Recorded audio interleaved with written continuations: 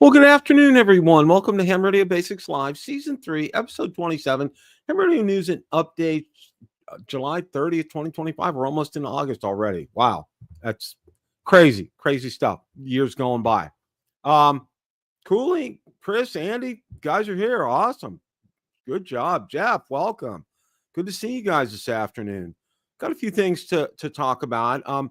Amazingly enough, the Yaesu FTX 1F and the Optima and stuff, haven't seen a lot going on with that lately. So that's going to say good news. All right. So, and you guys know, I've talked to you guys ad nauseum.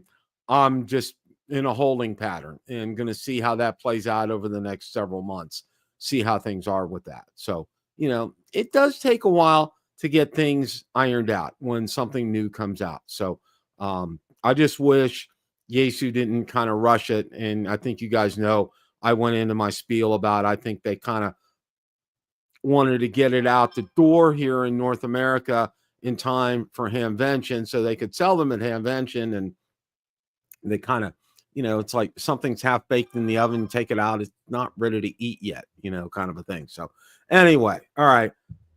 That's good news. I'm really kind of glad to see that. Yeah. Oh, that's great, Jeff. That's fantastic.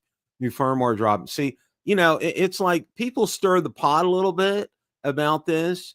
And it's like, oh, yeah, Yaesu's finally, Yaesu will respond. Their customer service is pretty good. Okay. And they will respond to email inquiries and all, so, that's a good thing. They're responsive. It's just, in the first place, let's get, kind of get things a little better squared away. But anyhow, let's see how this all pans out. And I'm real interested to see when that cable comes out in August to see about people, being able to put that in their cars, see how all that works out. I even think, I think they only offer a 5-foot and 10-foot cable. That 10-foot cable may not be long enough. I'm just saying. So never know. We'll see. And I'm anxious to see people that will do some car installations with that to see how that pans out, from everything from installing it to see what kind of antenna they'll use for it in the whole 9 yards. So it's going to be good to see what goes on with all that. I want to welcome everybody that's watching on X, on Twitter. And if you guys want to join the chat, you're more than welcome to. Just click on the link in the pinned comment. I have the link to the YouTube video up there so you can join us in the chat and ask questions and interact and enjoy the great crew that's always with me here every Wednesday at 5 o'clock. Thank you again. Thank you guys so much for all that. So yeah, we're going to look at several things here, several videos, and then I want to talk about a book that's just come out that I wanted to draw you guys' attention to. So let's go ahead and go ahead. I'm going to go ahead and start to share my screen here.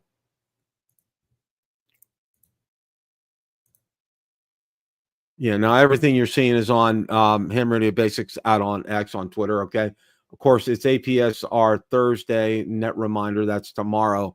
So just kind of a reminder for that. It's July 31st tomorrow. Believe it or not.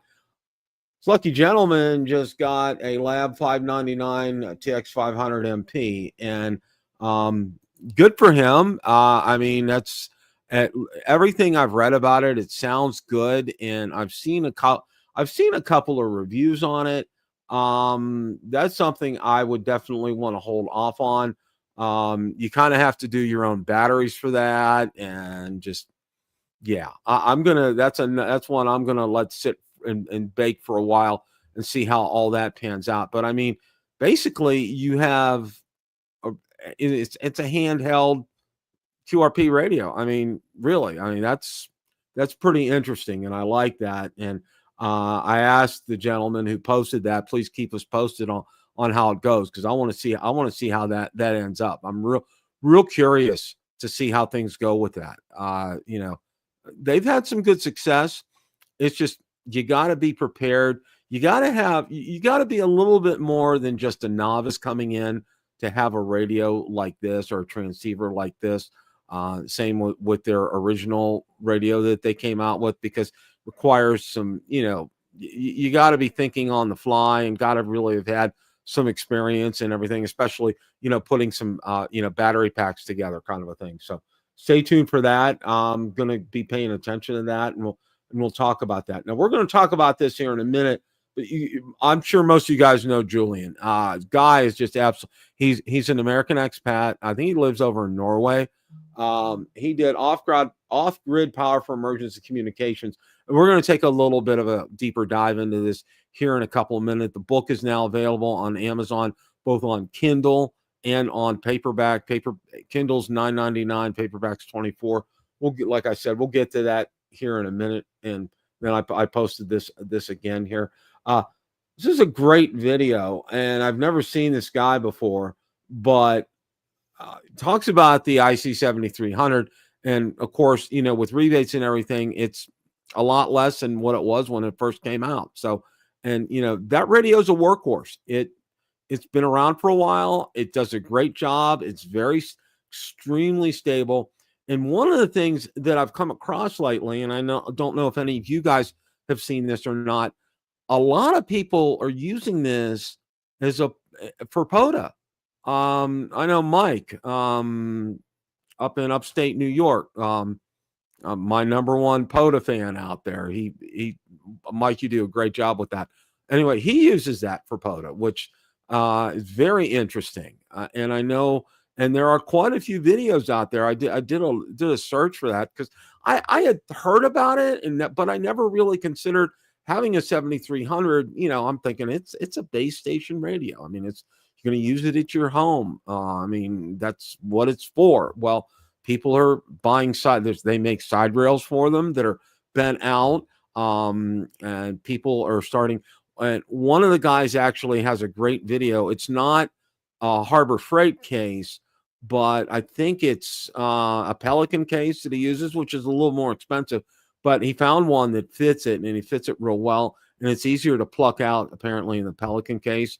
So he dropped the radio on there and then evidently did like a chalk outline kind of a thing and then plucked it out, and it's perfect. So, but yeah, a lot of people are using this portable, and it's really intriguing me. In fact, there are quite a few people who have one at home and they just leave it at home, and they bought like maybe a secondhand or refurbished or,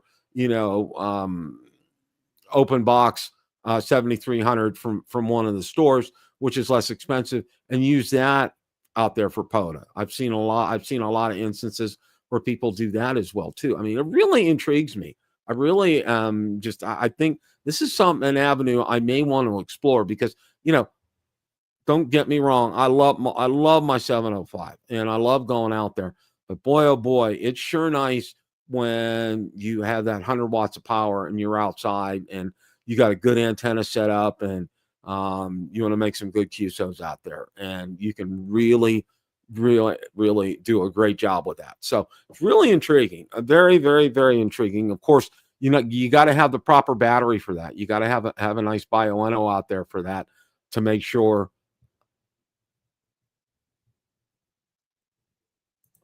Oh, okay. I didn't know. Oh, I did not know that, Jeff. Thanks for pointing that out.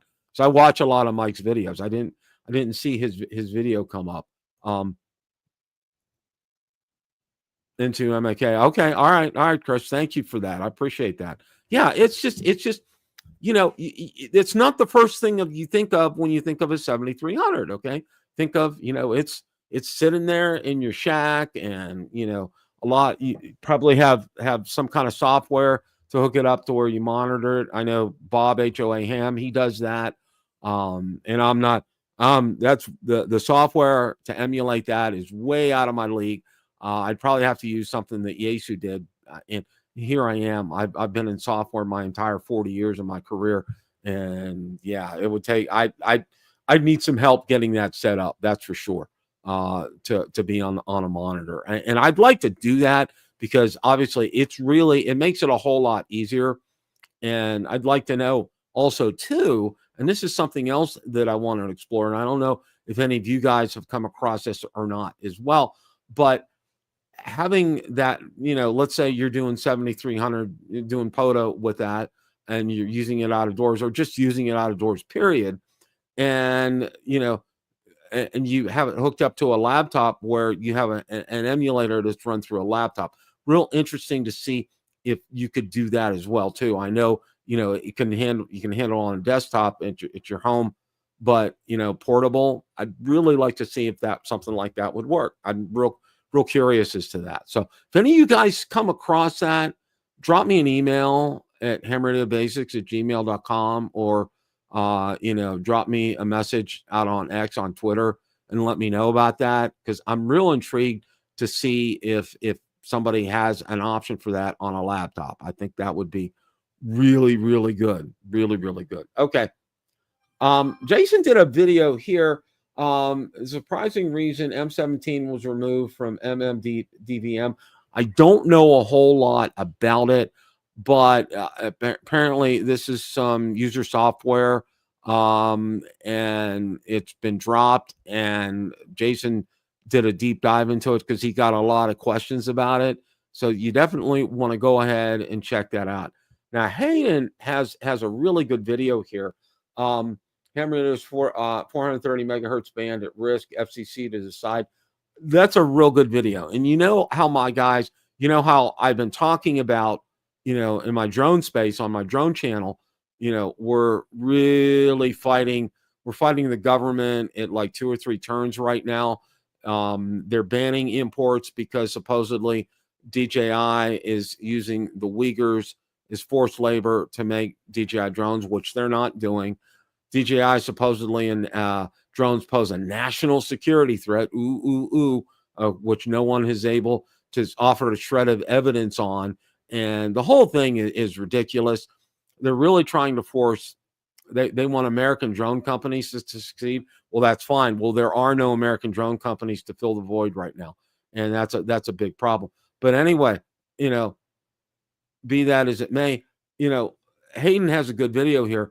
But like I've said, and I've kind of preached this a little bit, we have ARRL out there as an advocate for us, good, bad, and indifferent. I know they're not the best, okay? And I understand there's a lot of consternation and things going on with them. But, okay, Jeff, thanks. Voice codec, like D-Store DMR. Okay, thank you, Jeff. Appreciate that. We have a voice out there with ARRL. And I think it's so good that we have that. And it makes such a difference out there for us. All right. It's not, ARRL is not a perfect organization, but we do have a lot of benefits that we get from it. And one of them is that Spectrum Defense Fund. They go out there and they go to bat for us with the FCC. Whereas in the drone space, we really don't have anybody, a lobbyist like that in Congress. We have Drone Advocacy Alliance, but they're a complete independent organization, and there's no real membership with them, and they're an advocate for us, which is good, but they're not an advocate for us with Congress and having in terms of having a power of a lobbyist like we have with ARRL. So that's real interesting. But no, that's a good video. You guys definitely want to watch that. I mean, it's really it really kind of points out and brings to a head one of the reasons why I joined ARRL. And one of the things you guys should do if you have a few extra coins is drop $20 into the Spectrum Defense Fund. It will never hurt.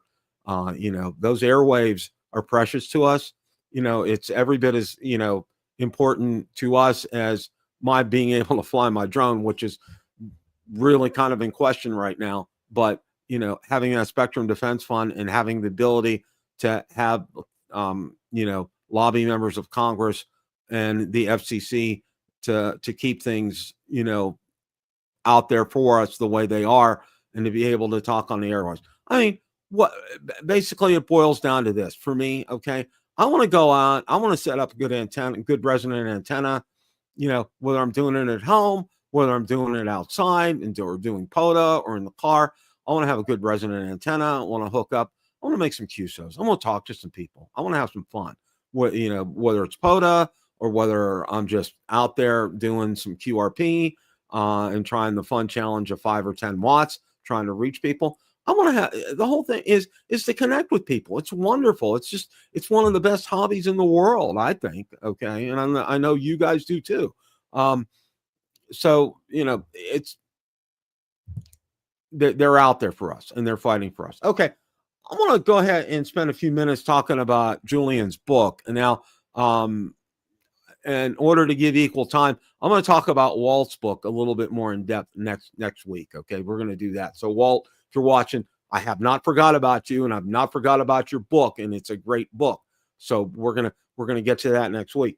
But I want to talk. I'm spending a few minutes about this now. If you know Julian, I mean, he always does. He goes into the nth degree with things. Okay, he really takes a deep dive into this. Now, this book, on the tagline here, the book delivers real world guidance for building solar powered energy systems that keep your radios, computers, and critical gear running when everything else goes dark. Written by field tested operator and YouTube educator Julian, this practical guide strips away the fluff and gives you what works. No corporate greenwashing, no unrealistic theory. Inside, you'll learn how to build efficient DC charging systems tailored for ham radio, why LiFePO batteries outperform traditional options in emergencies, how to size solar panels and batteries for QRP, mid-power, and QRO stations, how to adapt 24-volt or 48-volt battery systems to safely power 12-volt radios, why DC to DC voltage regulators and correct wire gauge matter in the field, how to avoid generator noise and power instability during transmission, ways to charge laptop, drones, and radios from one unified solar setup. Each chapter is packed with hard-earned lessons from off-grid deployments, grid-down simulation, and real operator experience, not textbook fantasy. Whether you're prepping for a disaster, building a portable deployment kit, or just want energy independence for your station, this book will help you power up when it matters most. And I got to say this, Julian is the best out there as far as emergency preparedness and emergency communications is concerned. I don't think anybody can come close to touching him. I've watched his channel for years, and I've had chatted with him several times online. Just a wonderful guy, just absolutely wonderful. And he walks the walk and he talks the talk. He goes out there. Everything that you see in this book and everything that you see in his videos, if you've watched him, and I know a lot of you guys do watch him, okay, he's the real deal. He goes out and he practices what he preaches. I mean, he sets up his solar array to power his grid. He's doing it from a tent, okay? And now I think recently he had gifted to him a trailer, and now he's trying to do that from a trailer as well too. And then the different setups that he has and the different power arrangements that he has. And he's very much off grid. He's very much into alternate power sources, very much into solar, especially where he lives. And I believe he lives in Norway.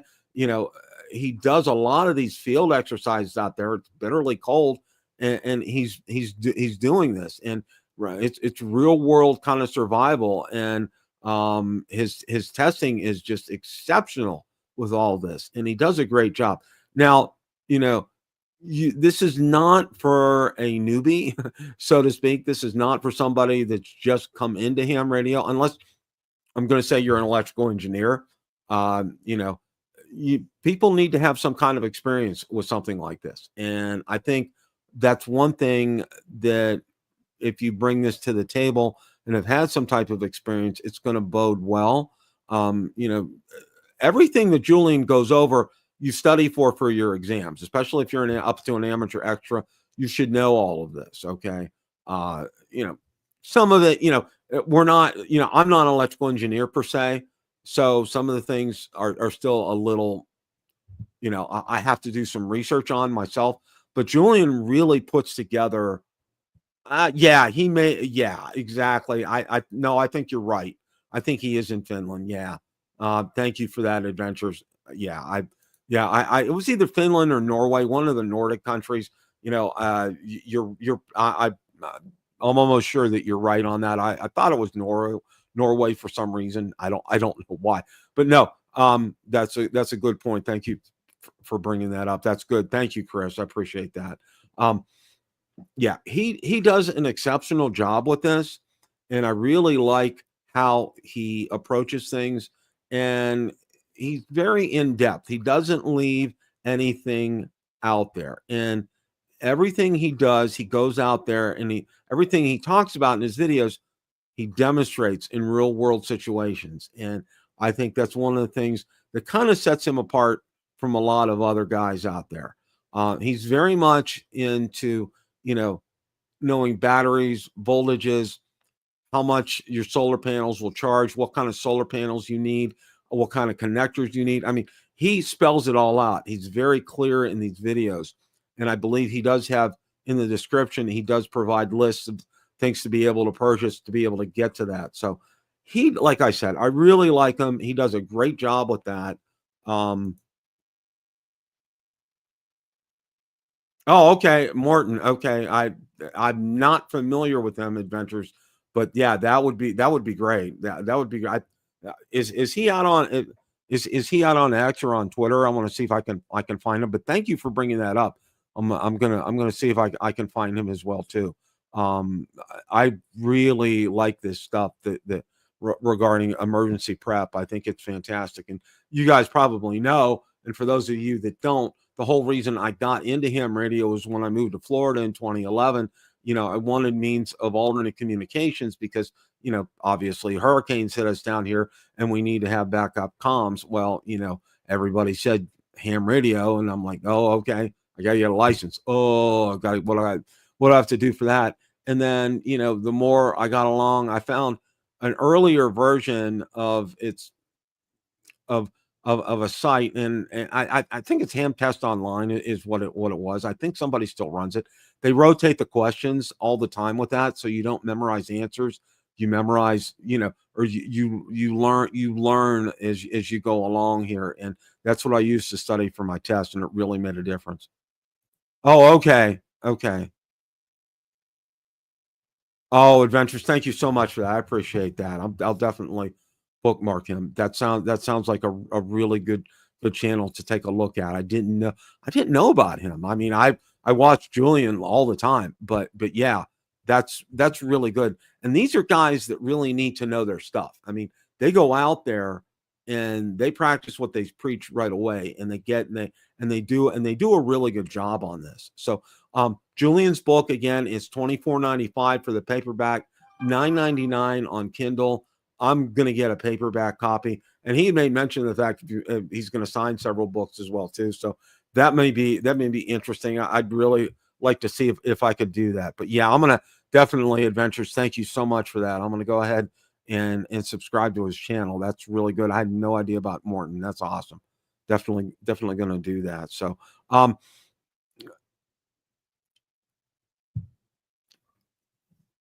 sorry, a little dry here. I'm looking forward to August the 12th. I have an appointment with my dentist. So hopefully we'll get a date sometime in September to get my permanent teeth in. So I'm really kind of looking forward to that. It's getting a little old having to eat soft food all the time because I can't really chew right now with these teeth. And the whole reason for that is, you don't want to disrupt the implants and give them a chance to adhere to your bone. And I think where I'm at, I think I'm going to be pretty good as far as that's concerned, because they said by this point in time, you'd be feeling some things. There would be some pain, maybe some things protruding, that kind of thing, if they didn't take. So I think, we're 3 months out. We'll be 3 months out, August the 12th, which will be great. And it'll be a total of 4 in September. So, and what they're going to do is they'll take my temps out, clean them up, and then they'll do a pano X-ray and take a look and see where things are, and then kind of go from there. And then they have to do what they call digital imaging with the scanner. And the scanner looks like, to describe it, it's like a long curling iron kind of a thing, and it have to go through your mouth in a 3D scan. But they do exceptional work because the temps fit me without question. There was no ifs, ands, or buts about it. And they make everything on site. They have their own lab. This dentist is the best I've ever found in my entire life. It's absolutely good. So, but yeah, Adventures in Blind, thank you so much again for that. I'm definitely gonna sign up for Morton here. I really like seeing things like that as far as that's concerned. So yeah, I think one of my next moves is going to be, on the 7300 front. I really am kind of feeling that right now after seeing Mike's video on using it for POTA and realizing, you can get one either an open box or find a gently used one available out there that's working well, and to be able to use that out there for POTA. I think that's something I'm definitely going to go ahead and pursue. I really kind of like that avenue. Of course, the home one is the home one. That's gonna stay there, and and yeah, it took me a while to peel the plastic off the screen, what comes on to protect the screen. Yeah, it takes me a while to do that. But and the one thing I do have to say, and that I do like about ICOM, and I like Yaesu as well too, guys. The one thing I really like is just the menu system on there. It's so easy, it's intuitive. It's I learned you can learn it within a day. It's so easy where you need to go and what you need to do. That's what I like about it. So all right, guys, that's it for today. I want to thank you guys so much for stopping by. If you get a chance to check out Julian's book out on Amazon, order it. You guys will not be disappointed. I know he's done a great job. I've gone out there and read his blog as well too. He's very detailed, he's very thorough. It's going to definitely make a difference. And if you're interested in emergency prep and emergency communications, Julian does the best job out there and the best job available. Next week, I'm going to go over Walt's book, and we're going to take a look at that as well. And again, I want to thank you guys. Adventures in Blind, thank you for stopping by. Chris, Jeff, Andy, thank you guys all so much for stopping by today. And everybody else that is watching today, we thank you so much for that. As always, guys, it's a great day to make a QSO. 7 3s, everybody. Have a great rest of your evening and a great week.